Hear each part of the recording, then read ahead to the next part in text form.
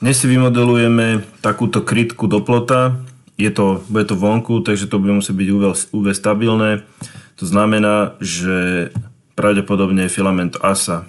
Najprv si nakreslím túto podstavu, respektíve krytku, ktorá to zakrýva. To je 20,5 x 23 a do výšky 3 mm. 20,5 x 23 a do výšky 3 mm.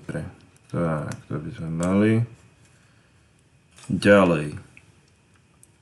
Je tu radius R2 a v úhle 33 stupňov to je 2 mm od hentoho kraja. Nová sketch. Odtade to hore 24.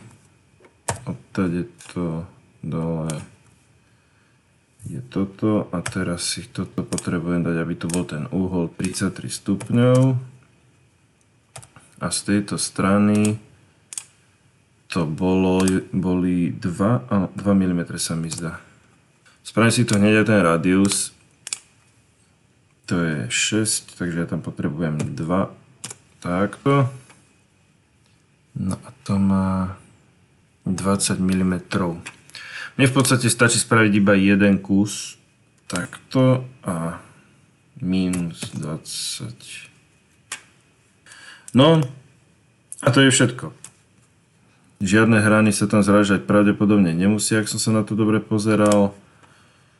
Tak, ja už tu mám tú krytku. A tento kus ja potrebujem otočiť. Máte ešte jeden ďalší, ktorý si odzrkadlím. Takže tento si tu spravím ešte raz. Kliknem pravým, zrkadliť, podalo si Y a mám 2. Jeden je taký, druhý taký. No a chcel ich 10 a 10. To znamená Ctrl K9 a Ctrl K tiež 9. Keď je takto viac tých kusov, tak si to dávam ešte takto automaticky usporiadať. Čo sa sliceovania týka, tu asi ani nebudem nejako vymýšľať, v podstate ide iba o to, aby nemusí to byť ani pevné, takže kvalita na tom asi tiež nezáleží. Pevnosť 2 perimetre, ja neviem, dám 3. Výplň nemusí byť nejaká veľká, to nechám štandardne, jak je.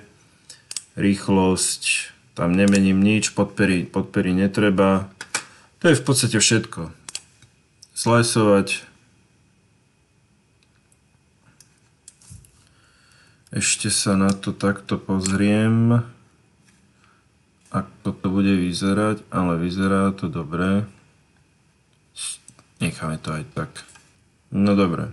Chcel to v čiernej farbe, pretože ten plot je v nejakej antracitovej, teraz je taká nejaká obľúbená, tak mu to spravíme v čiernej.